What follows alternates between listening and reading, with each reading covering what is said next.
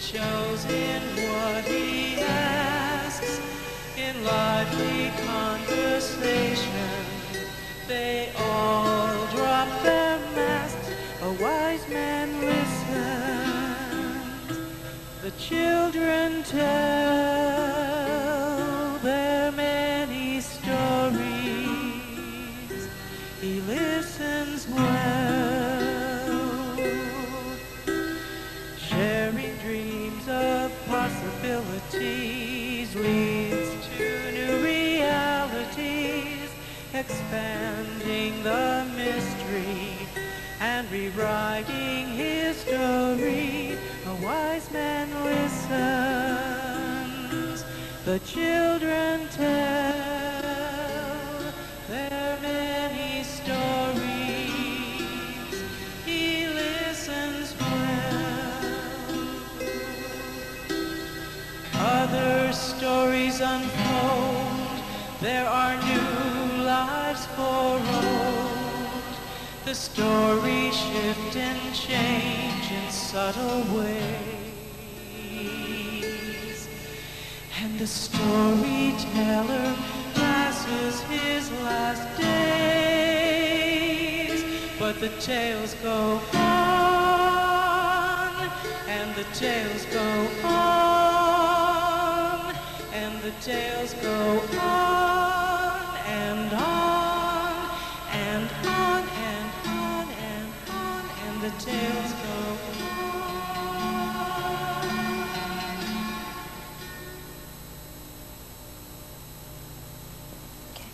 Harry Goolishian and I worked together for about 20 years, collaborating in theory development and doing clinical work and teaching and training together until his death in the fall of 1991.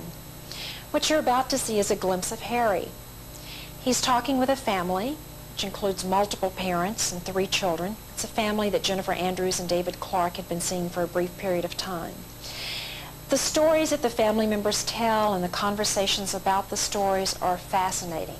You really see Harry as Harry, friendly, warm, inviting, genuinely interested in what they have to say. This is a beautiful example and illustration of how one conversation leads to another. The follow-up is also fascinating as we learn about the conversations that the family members continue to have with each other after the session and the conversations the family members and the therapist had together. As Jennifer's lyrics so aptly express, a wise man listens, the children tell. A wise man listens, he listens well. Please enjoy this glimpse of Harry.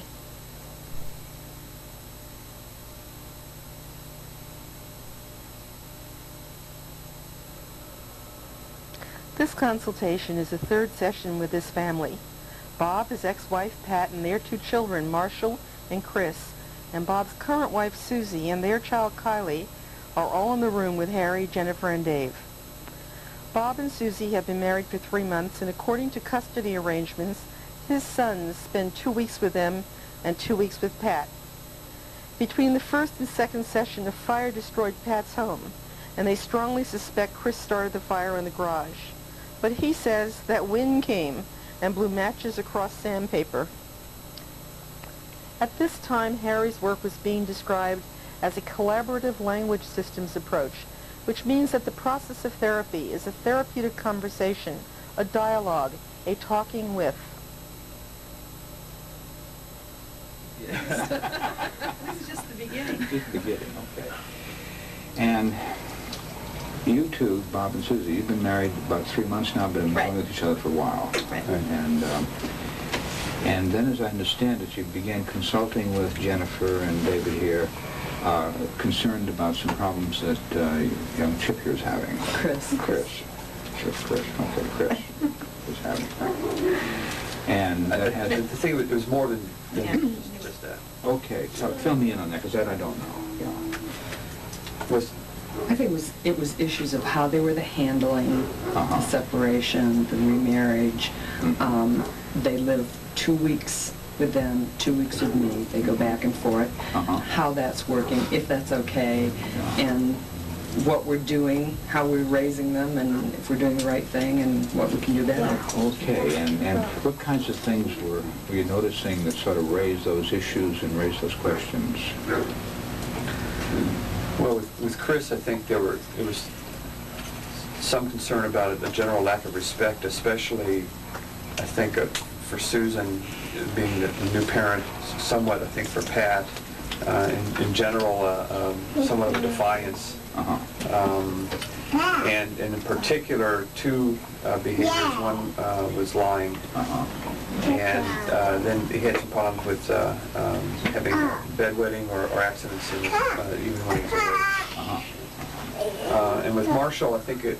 Accidents like bowel movements too, or just... And with Marshall, I think it was more of a concern about how he was doing in school and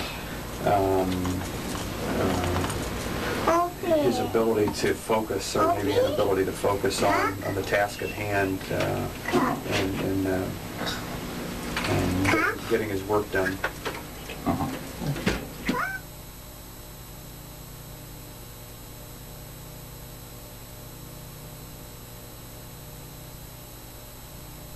So I mean, it's been, there really hasn't been this very constant kind of environment for everybody. Yeah. And it's been an adjustment for me. I mean, Oh, yeah. I had visited, we lived next door in apartments for a long time, but that was very different than all of us living, under the same roof. And all of a sudden, my being a friend became now a friend, a parent, an authority kind of figure, and so it was How'd that go for you? good days, bad days. Good days, Yeah. bad days. What are some of the good days like? We have fun. You have fun. Yeah. And I mean, and we all listen and we all respect each other, and it works really well. And then there are the other times when, for example, just this morning in the car, I said, Chris said he was hungry, and so I said, okay, let's find a Jack in the Box or McDonald's, and we'll get you some breakfast. And I couldn't find one. Went all the way down to Rampar's, whatever that was down there. Couldn't find one. And To to what? the Builder's Emporium. That's right. And he said there was an ice cream place, and that his father gives him ice cream for breakfast. And I said that I would not give him ice cream for breakfast. And then he said, well, then he'll have a taco. And I said, no, I would like to get you breakfast, and I was only going to get you breakfast. And then he said, I don't have to listen to you. And I said, well, why is that? And he said, I'm not telling you. I don't have to listen to you. So, So this is one of those mornings when it didn't run smoothly. Wow. Whereas last night it worked out really well. So. So you want to tell them why you don't want to listen to me? No. Well, maybe the boys and I a little bit later do some talking together, but we'll see. And would you add anything to this, or do you have other concerns also? Well, I think the things that Bob talked about are basically what I think boys are generally boys. And, I have problems with them. We have good days and bad days, but this being my only experience, I don't know if this is different than, anybody else has problems with. Yeah. And as this has been building over time, who have you been talking to about these issues? Each other, and who else? Here we are. Neighbors, friends, family, or... Family. Family, Probably family, yeah. And what other families around? I don't have any other family close by. Close My by. mother's in Michigan and my sister lives in Northern California in Santa Cruz. Okay. And probably I talked to them. I talked to my mother and said, do Teresa and I fight all the time? Probably. Oh, she's talking about when you were this age. Right. Oh, I was, okay. yeah. Didn't your sister come down and visit with you? My sister was just down here last week, yeah. Yeah. At your request? Yes. Okay. And what family do y'all have? I have my father and my brother and my sister. My mom is deceased, and my dad. I have my dad's new wife. And do you talk and share some of these issues with them? And Oh, ask- yeah. What sorts of input do they give you? Well, my family is not docile. I mean, they definitely, if they have opinions, they share them. Yeah. So, And what kind of opinions they have? Well, my father is of the opinion that I should just be nice and just tolerate everything because things will work themselves out. You're kind of an optimist. I think it's more denial. Denial. Delusionary. I don't know. I mean, that's just who he is. I mean, he operates from a position of, he likes Bob. Bob's a nice guy, so everything will work out. Okay. And my sister is an attorney, Uh-huh. and I think that says a lot about who she is and what she is. She's a very black-white kind of person, and it's either this way or that way. I'm either right or I'm wrong. Bob's either right or wrong. Kids are either right or wrong. And my brother just, whatever I say is fine. Okay. And I have a sister-in-law. I mean, I have other people. Yeah. Okay. And Bob, have you been talking to anyone about No, I don't. I don't share things particularly, especially with my family. I have a sister in Washington, and my mom's in Ohio, my dad's in Florida. We've never been a particularly close family. I have a couple of friends, but my best friend doesn't have kids, and so I don't share.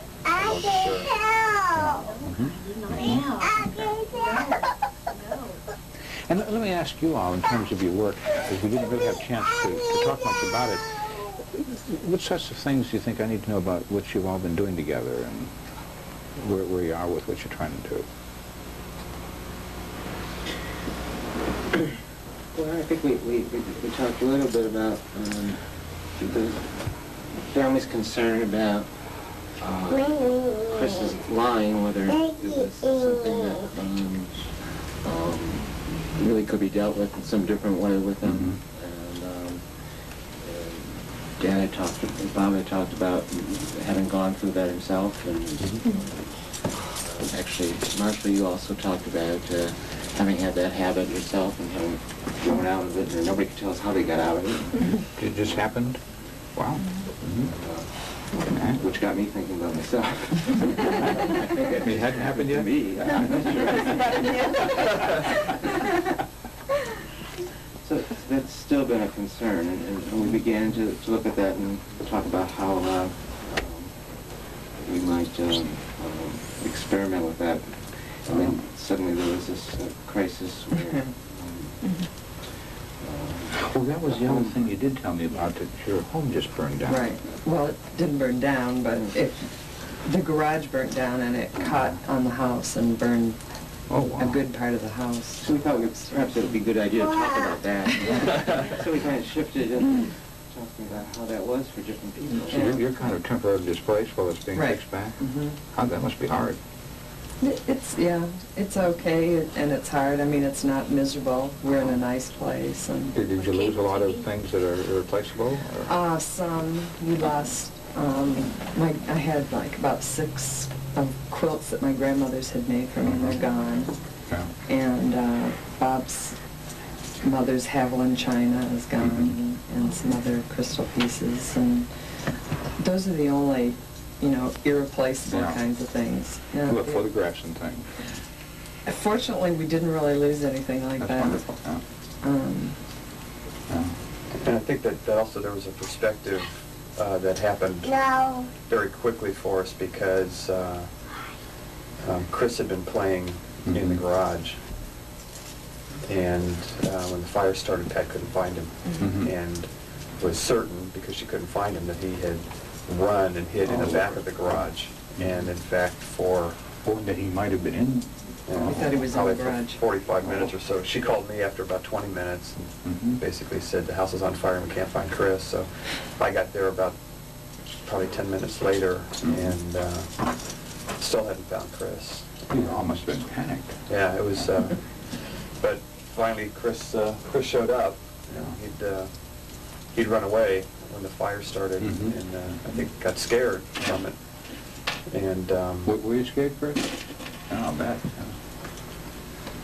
so that helped us to, I think, we lost things and we lost memories and we lost some emotional parts, but could have been significantly worse.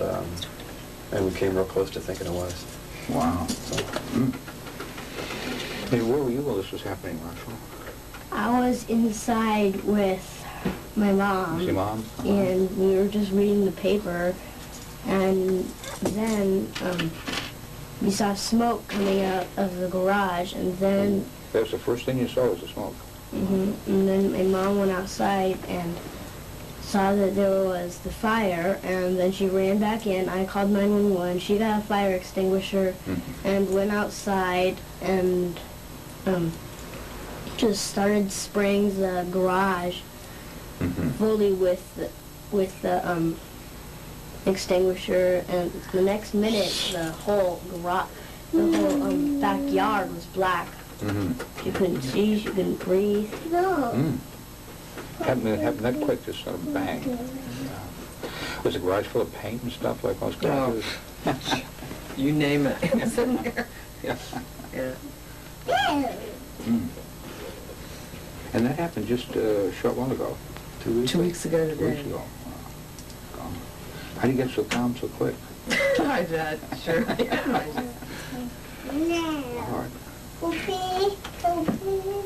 And there's some concern that Chris might have been playing with matches there that started it. We don't know. Don't know. No. Stop.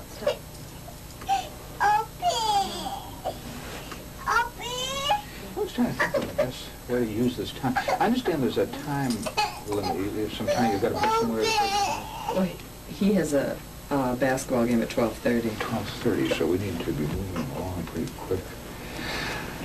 I was thinking that it might be helpful if all of us could spend a few minutes talking with the boys, and then maybe get back with the parents and talk a little bit, and then...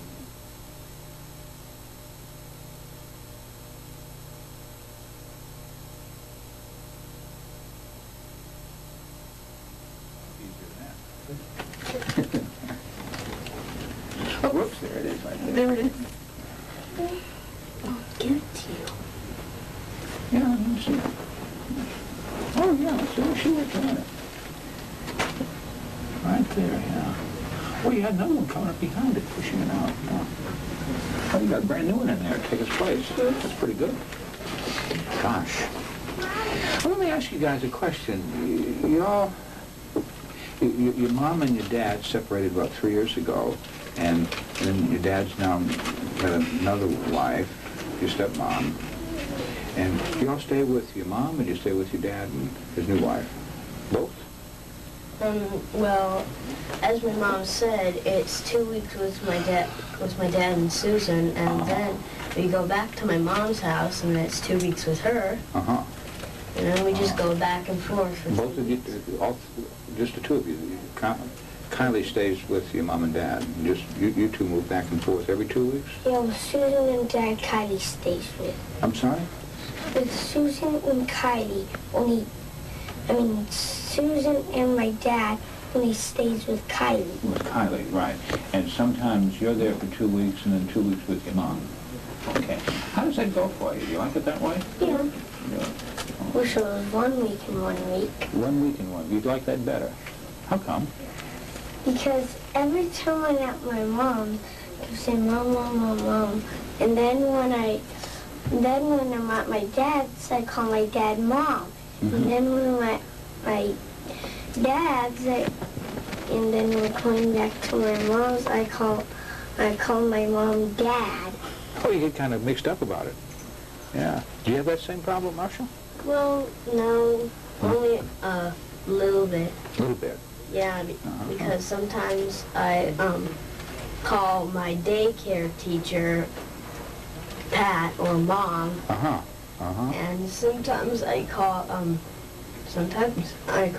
her, my daycare teacher, my teacher's name, Mrs. Campbell. Oh, so Miss Campbell's your teacher in the regular school, and then you have a daycare where you go to after school, huh?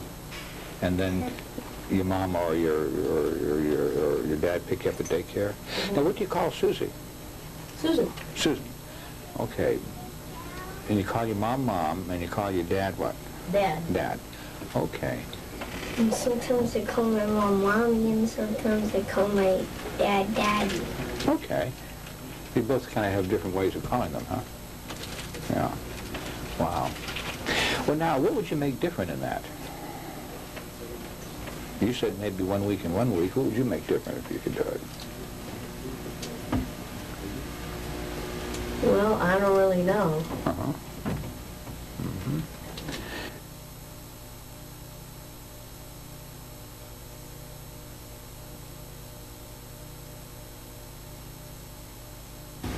Mm-hmm. What would help you not get the names mixed up between your teacher and your mom and your daycare teacher? I don't know. No. Wow. Well, what happens when you call your daycare teacher Pat? Well, I say, when I call my daycare teacher my mom, I say, Mom, Roxanne, because that's her name. Roxanne's her name, okay. Mm-hmm. Yeah. Gosh. Now, we were talking a few minutes ago. Your dad said sometimes you were having a little trouble with school. What kind of trouble were you having in school? Well, I was just fighting with this little kid. Uh-huh. How little? Yeah.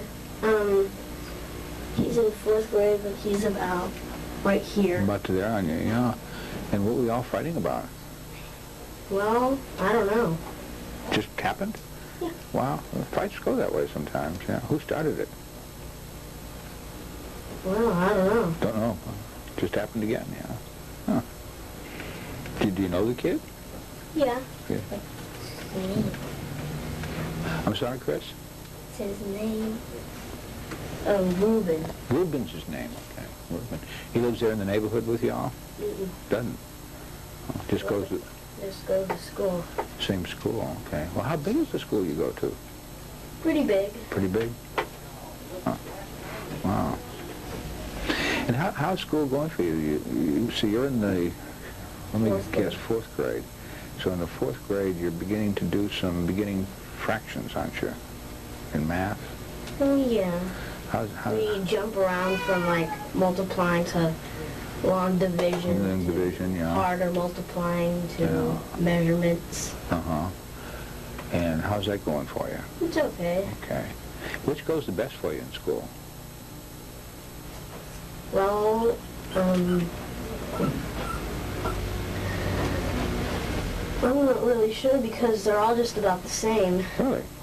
Flunking everything? No, not quite. Not quite, okay. What kind of grades you making? Average grade. Average grade. A couple of them are pretty good, above average a little bit, and some of them are better than above average. Better than above average, okay. And who helps you with your homework? Well, I usually do it at school unless it's reading to my mom Uh-huh. or I have no homework. Mm-hmm. Mm-hmm. Yeah. Okay, and you're in the 1st grade, Chris. How's that going for you? Fine. Let's see, in the 1st grade, that's where you begin to learn to do reading and writing. Okay, and you make the letters and you keep them in the lines and all? Pretty good? And sometimes each day, at story time we get a treat. Oh, really? What kind of treats you get? Like, cookies, candy, gum. Okay, you said sometimes you get the treat. What makes the difference? How come sometimes? Because sometimes my teacher doesn't give it. Okay, is that when she's mad at you or something? She No? doesn't. Sometimes she doesn't. She forgets to bring the treats. Forgets? Oh, okay. And then she can't give it to you, yeah. Mhm. Yeah. Well, let me ask you another kind of question. It's a hard one. Your mom asked right at the beginning when we were asking about the work you all are doing together here. She asked, she and your dad have been talking, and Susan too, have been talking about whether it's best for you to be 2 weeks here and 2 weeks there, or should they do that differently? How would you ask, if your mother asked you that question, what would you tell her? Well, I just like it 2 weeks and 2 weeks. You do? Uh-huh. And what about that do you like? What about that do you like? Well, I just like spending 2 weeks with my mom and 2 weeks with my dad. And because sometimes when I'm at my mom's house, I'm close to a friend. And sometimes when I'm at my dad's house, I'm close to a friend. You're friends in both places. Well, how far apart do your mom and your dad live? Well, my mom lives like a block away from her old house, or two. Well, that's the one they're fixing that burned? Yeah. Yeah. She's living in an apartment now. And my dad lives in Santa Monica, right next to my school. Oh, so they don't live that far apart. Okay. Can you walk back and forth? Too far. Too far for walking. Okay. How would you said you'd change it to every week instead of every 2 weeks. How come you would do that? What would make that better for you?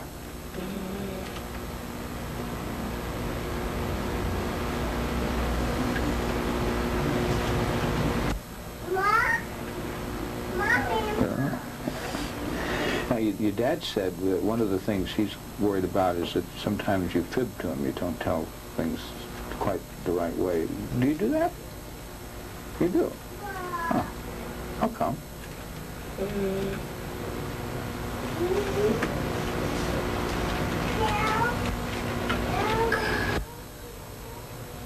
Just do. Okay. What kinds of things do you fib about? Well, like, I'm at school, Uh-huh. and this kid said,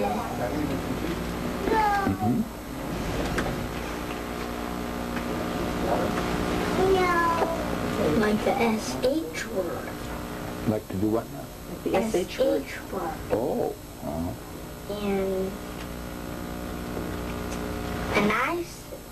And I say that he said the SH word and the F word.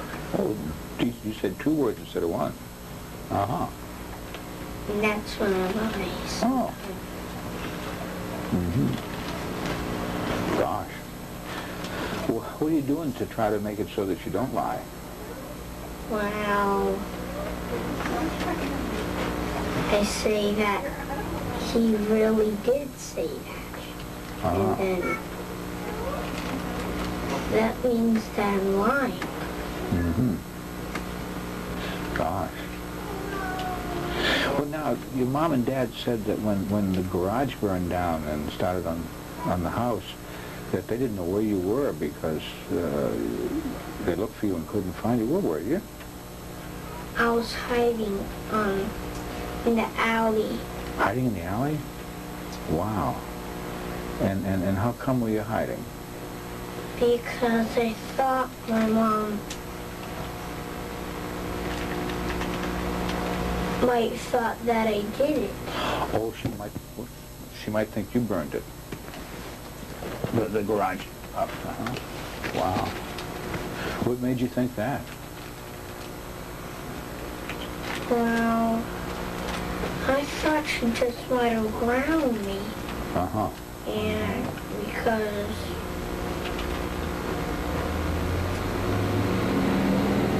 I thought she thought that I did it, but I didn't.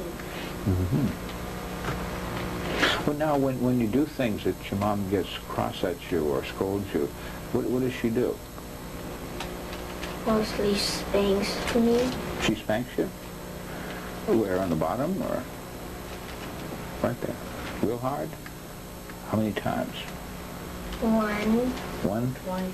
Just once? You too? You get spankings? Well, not too much anymore. Not I too used to get them when I was lying or did something real bad. Uh-huh.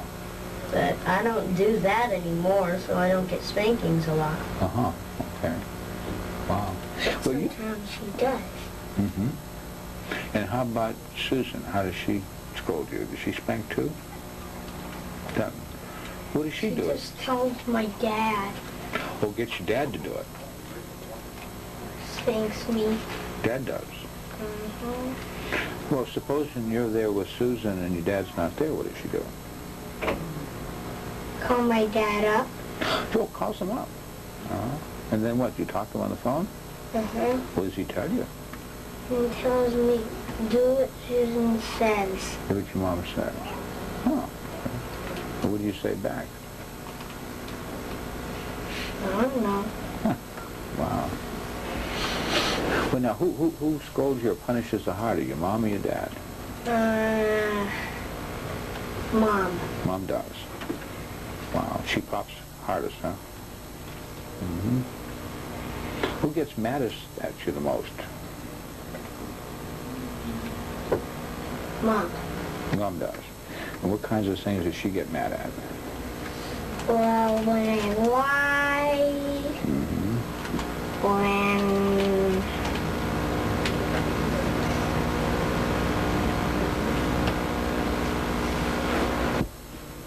I have a wet bed. Okay.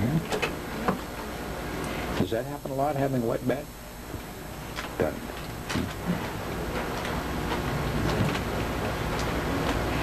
And after your mom's mad at you, how do you make friends again?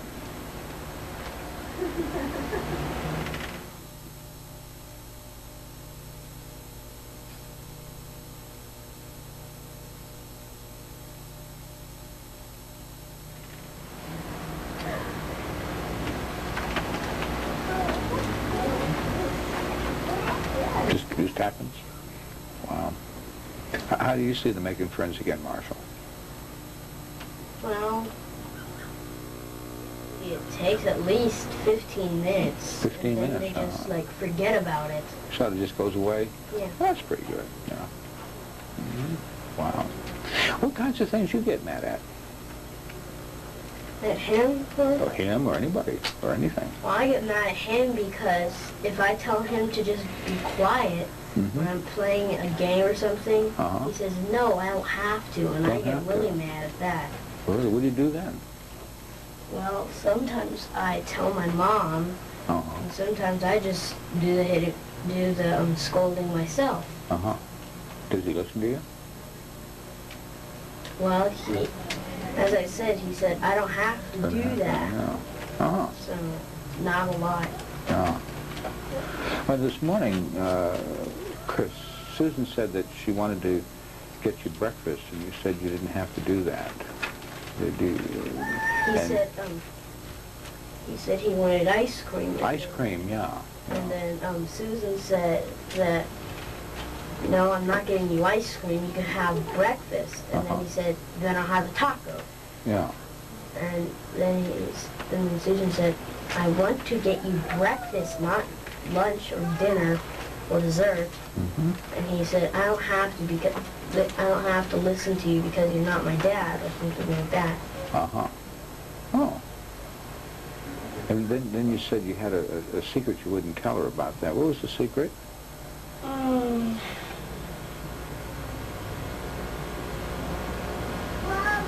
I don't have to listen to you. Don't have to listen. And then Susan said, why? Yeah. And then he said, I don't have to tell you. That's right, I don't have to tell you. And if you could tell me why you don't have to listen to her, what would you tell me?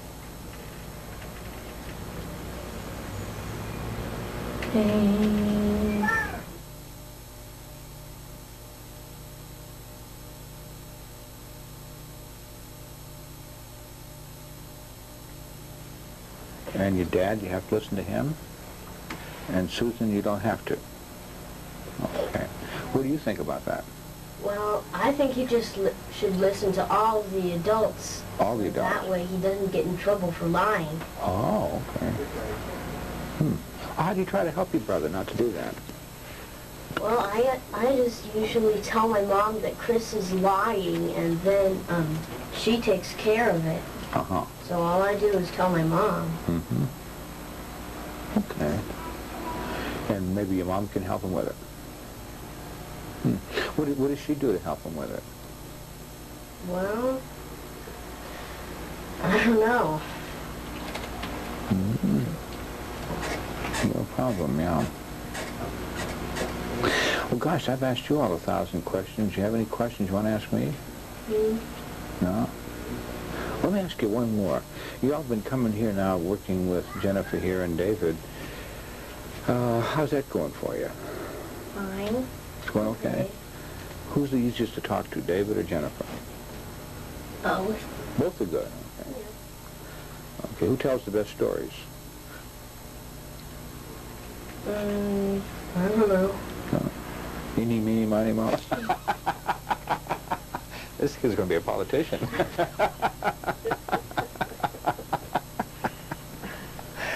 Okay. Who's your best friend, Chris?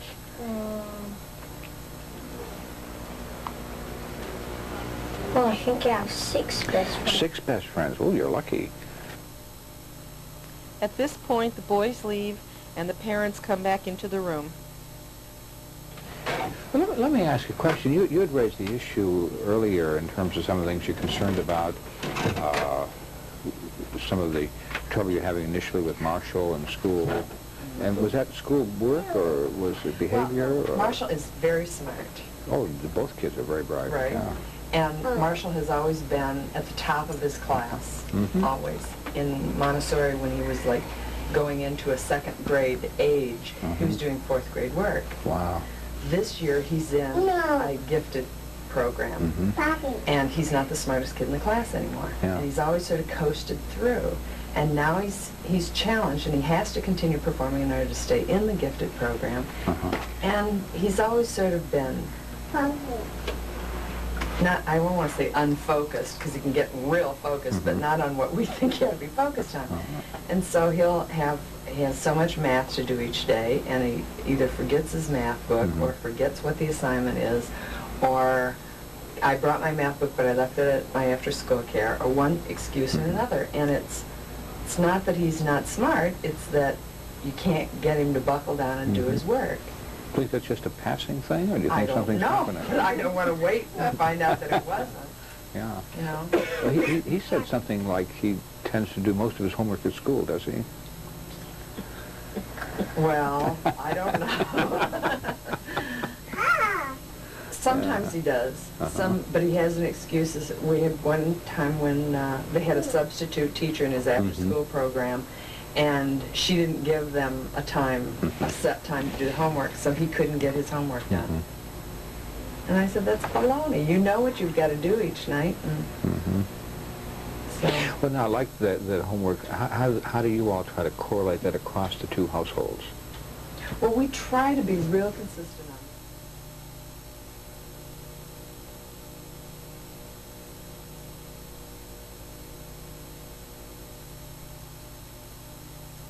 Try to be real consistent on these are the rules. No TV and no Nintendo until the homework's done. And Bob had done a contract with Marshall about how much math he did each week, and if he didn't get it done, then he was, well, I don't know. I don't remember. Yeah, he was going to do 10 pages of math, and if he didn't get 10 pages done, he had no TV or Nintendo until he not only had completed those 10 pages, but the 10 pages for the following week. Oh, wow. He's supposed to do a book report every week. And while he was with me the last, not this last time, but the time before, we go to school Tuesday morning, he says, oh, I have to write a note for you to sign. Okay, so he writes this note. Dear Mom, I am 7 book reports behind. 7? Wow. I said, Marshall. And so I signed it, and I dated it and put the time on there, because I wanted her to know that I had just found that out, you know. I mean, we could have done some over the weekend. And then Wednesday night, he'd done 2 book reports in the past 2 weeks, and Wednesday night, he started this book, he finished it Thursday morning, and wrote the book report. And so there's no reason why he can't do this. Well, besides Nintendo, what does he do besides his homework? TV. TV? That's about Play it. sports. Well, he's not. He's Pretty active. They both look like pretty active kids. They're in Yeah. soccer, basketball, baseball, Wow. Cub Scouts. Yeah. So they got a lot to keep them busy. Yes. Mm-hmm. And And he takes saxophone. Oh, really? Where'd you get the musical talent from? not me.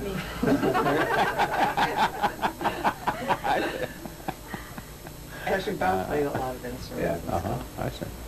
Wow. And that's one of the hard things for me. At Marshall's age, I was in a boys' choir. I met twice a week. I was taking piano lessons. I was taking violin lessons. I also was in Cub Scouts. I also did the sports. And so, you know, I had this image of the way, this was my childhood, therefore Marshall's childhood, must follow a similar pattern, at least, you know, at ages he ought to be involved in certain things. And I think that's real hard because Marshall certainly is not me, and I want him to be me. He's immensely creative. And in terms of his defocus, I think that's really where it comes from. And They're delightful young kids to talk with. Yeah.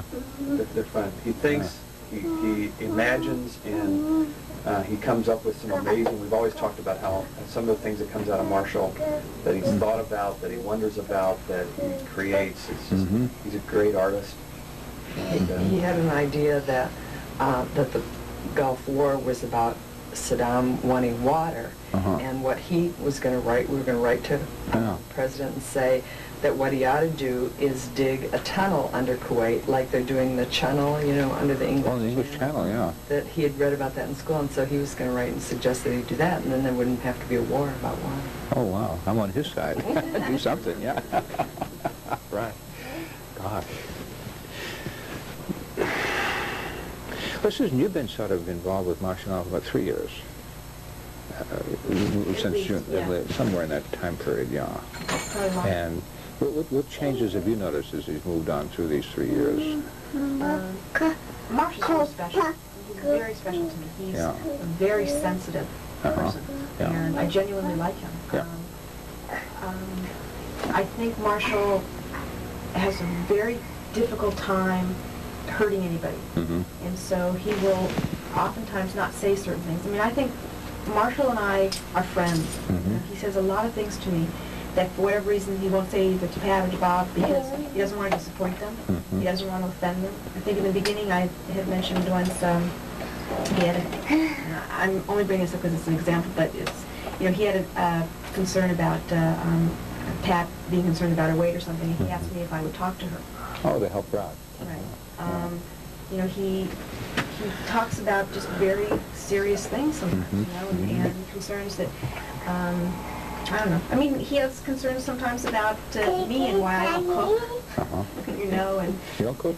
No, I don't cook. He cooks. He cooks, huh? I do the dishes. That's a pretty good deal, huh? Not really. I'm beginning to, you know, well, there are 5 of us, so it's not a great deal.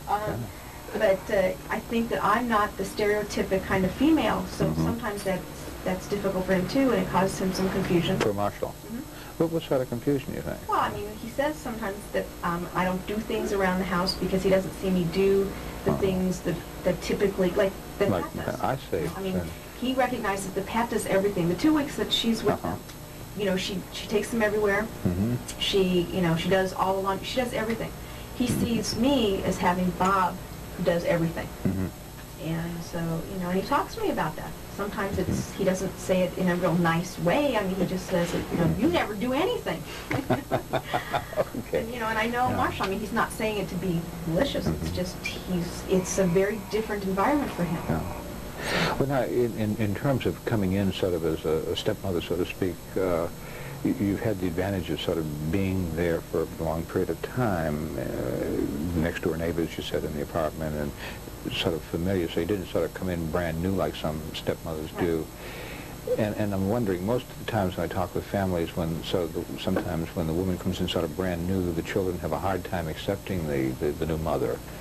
And yet, you didn't come in brand new. Did that make other kinds of problems for you and the kids? Well, I think I mean, we still relate as we always have, as friends. There have been the occasional times when I've had to explain that, you know, when I say something, you know, you really have to listen to me. Yeah. But Marshall isn't, I don't have difficulty dealing with Marshall. You know, Marshall had, Bob has more trouble, I think, with Marshall not doing things within a certain time period, whereas with me, I don't do things within a certain time period, so, you know, so I don't really have trouble. I don't think he has, I mean, maybe I'm wrong, but I don't think he has a lot of trouble dealing with me, because I think he relates to me as a friend. But then you have to come in now kind of as a parent. How's that shift gone for you and them? Well, I have more difficulty with Chris. Like I said, I don't have the difficulty with Marshall, because Marshall listens, you know. I mean, then again, I'm not the one who sits on him about the homework. Mhm. You know, so I'm not the one who, I can probably count on one hand the times when I've ever had to even threaten him that I would take away Nintendo or something, because that's just not the Yeah. interaction I have with him. Kind of in the position you're in as a friend, like with Marshall, and not having the strong parental role that you got to come from. What advice do you give these two about how they can deal with him a little better or make it work better for them? Yeah, I'm always full of advice. You know, this particular time. I don't really know. What can I say? What have I said to you in the past? But Well, certainly you've said to me to not wait quite so long to make a correction. For example, we talked last week when we were talking to you. Marshall was laying on the couch, and I was sitting on the other side of the room, and I noticed he was laying on the couch, and he shouldn't have been laying down, and his feet were on the couch. But instead of interrupting, I didn't say anything. And finally, Pat got upset and said something to him. So Susan later said, you should have said. And I said, you're right, I should have, and here's why I didn't. But that's the kind of thing that you've said to me, and that I maybe go along with the program too long before I try to make a correction or say something to stop some action. Also, again, for me, that I came from a family of disciplinarians and a rather rigid, I think, approach to life, and I tend to bring that into my family, and that I need to be reminded periodically that that's not necessarily a healthy approach always. Who does the reminding? You? yeah, absolutely, because he has to lighten up with Marshall. Yeah. He's much easier on Chris. On Chris. Yeah. What thoughts do you have about that, Pat? About Bob? Yeah. Oh, well, I was thinking about he.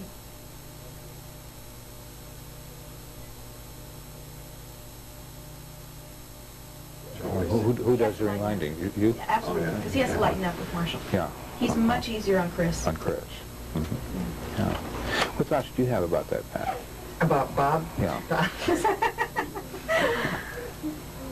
Oh, well, I was thinking about he has a high threshold of, what he'll put up with. But then once that's met... Like a volcano then, or? Well, I wouldn't say that, but yeah. You know what's interesting? He's very even keel as far as his voice. I mean, it's very low key, and he doesn't yell. And then when he does yell, he doesn't just raise his voice a notch, whereas I may or Pat may. He screams, and that's very intimidating. It's intimidating to me. Like I said, I won't deal with you because I don't deal with people who are out of control. But and it's scary. Yeah. It's scary. How about with young Chris? Now, he's doing this fibbing, and he evidently ran off scared because he thought he set the fire or was going to get blamed for it, or whether he did or didn't. Chances are he did, I guess. I would no way of knowing. What do we need to worry about with him? Well, he's...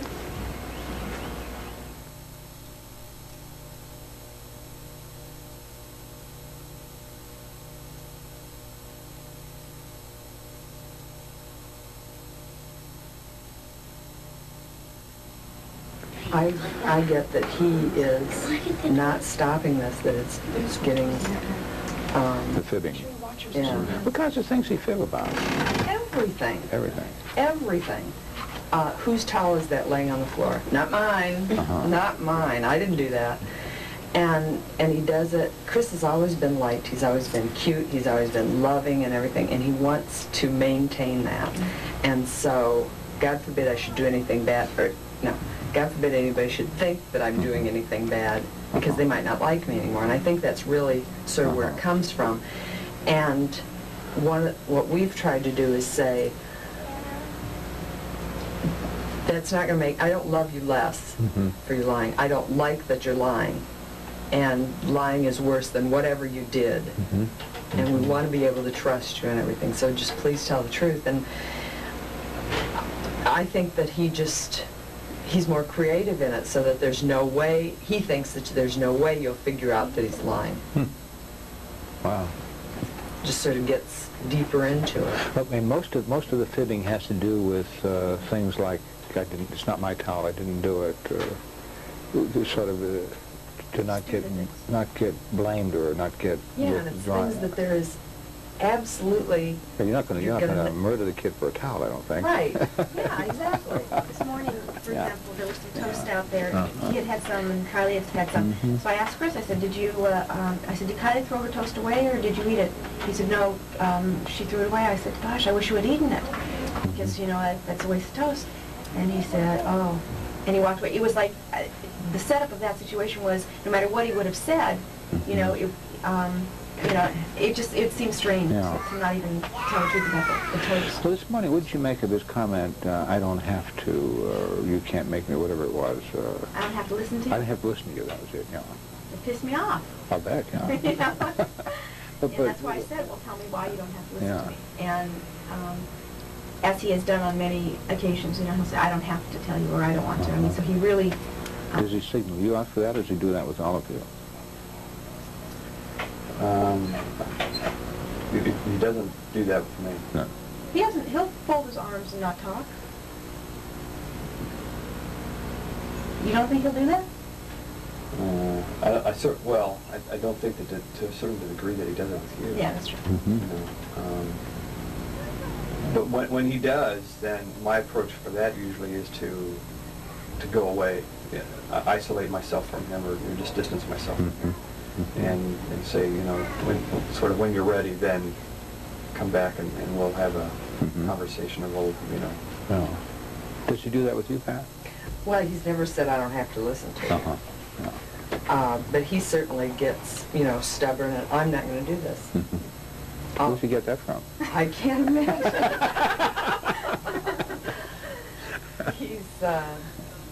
He's a lot like, Chris is more like me than I'd like to admit. But he's real... He says you pop the hardest. He said what? You pop the hardest. I pop the hardest? On the bottom, yeah. Oh! Huh. That's interesting. But he's real, if I don't get my way, then I'm just gonna, I'm gonna stand here and I'm not gonna do anything you want until I get my way. And so, fine, stand there as long as you want, this is what we're doing. But I think he does do it more with Pat and with me than he does with Bob. Uh-huh. Well, now, some of the things we talk about, like the fibbing, where, it's not my towel, I didn't do it, or whatever, a lot of youngsters I worked with that get into that are kind of having a hard time growing into boyhood. They're still a little more babyish. Does he have that problem? Well, we talked about before the difference between the two houses. When he's at my house, he's the baby. When he's their house, he's the middle child, and so that, Oh, because of Kylie. Because of I see, Kylie. yeah. But he's always played with Marshall's friends. He's Yeah. always been a part of the older group. He doesn't know he's 3 years younger than his brother. He Yeah. thinks he's the same age and can do everything Mhm. as long as that gets him what he wants. Yeah. But I don't think... I'm not sure, but I think that one of the things that you said was right on the mark, and that is that Chris has always been popular. He developed socially very early. Marshall developed socially very late. Yeah, he told me he had 7 best friends. Marshall said that? No, Chris. Yeah, I wouldn't doubt it. And he developed not only socially, but he developed physically early. He very coordinated and very good athletically, and running and very strong. Now I think other kids are catching up to him, and so the differential is disappearing. He also went from a school where he was one of 14 kids to in the class and 30 kids in the school to where he's one of 30 kids in the class and 450 kids in the school. Wow. Yeah. And That's a big change. not only that, but he was one of the older kids at Montessori, and now he's one of the younger kids in the school. So I think there's a lot of that kind of change that's going on, and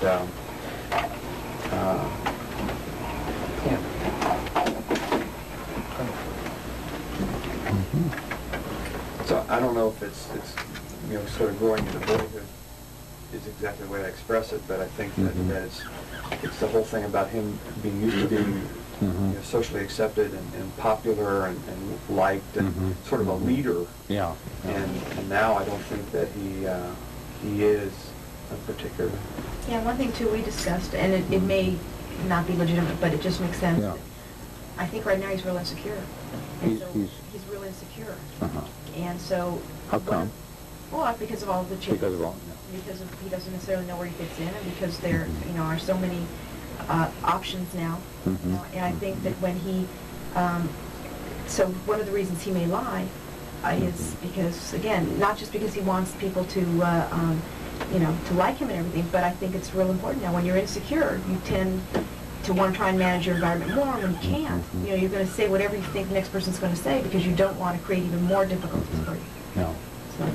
Let me ask another kind of question. When you all talked with him about where he was for those 2 hours, I mean, Lord, the panic you must have had about, my God, where is he? My first thought when I heard you describe this, like when kids are teenagers, you know, they're not home by 2 o'clock in the morning and you think they're dead in the highway and they show up, you want to kill them. Oh, no, that wasn't the case at all. How did you all handle his coming back after that? Well, interesting because I was across the street and down a couple of doors, and Bob was right in front of the house. And Chris came around the corner with my neighbor found him and driving around the corner. And he came down, and I just went running to him immediately. Oh, yeah. Well, he ran to his dad, and Bob picked him up, and they had traffic control people there, and they thought I was trying to get back in the house that my son was in. And so they blocked me from getting to my son. Wow. And then I'm not sure what happened after that. I knew I wasn't able to get to Chris, and then I was with Chris, and I don't know what happened. Bob said they... Well, I saw you then. I picked him up and hugged him, and then I heard you and the commotion out in the street. And so we came out in the street, and then we were together. How did he explain his being gone for so long and hiding or whatever it was he was doing? He said he saw the fire and he was scared and he hid. I haven't talked to him about it. Because for the last 2 weeks they've been with Pat, so the only interactions that I've had with him have been sort of sporadic, with, you know, the sort of the day of the fire or basketball practice or whatever. Okay. Well, look, we're going to run out of time here.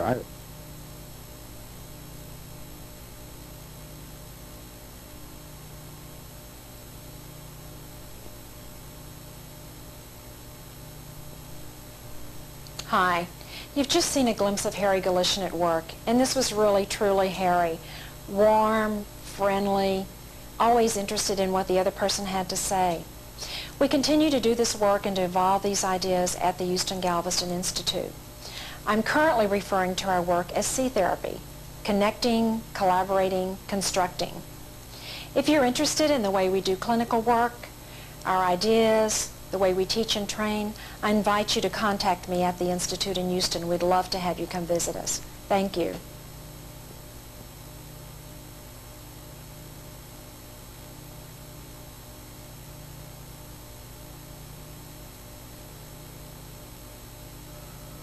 The uncertainty and humility of this less interventionalist approach encourages creativity and continued conversations. 2 weeks later, when the whole family was seen, they requested viewing parts of this interview. After reviewing the part with Harry and the boys, Pat and Susie got into a lively discussion about the need for continuous parenting and discipline. Everyone was more open to renegotiate the terms of the custody. 2 weeks later, they reported that Chris told them that he had started the fire. As the family began to hold their own conversations, we suggested they continue to do so and invite us into their story again when and if they needed us. The wise man listens, the children tell their many stories. He listens well, from tales of sorrow, pain and fears. He helps transform all that he hears. So full of curiosity, it shows in what he asks. In lively conversation, they all drop their masks. A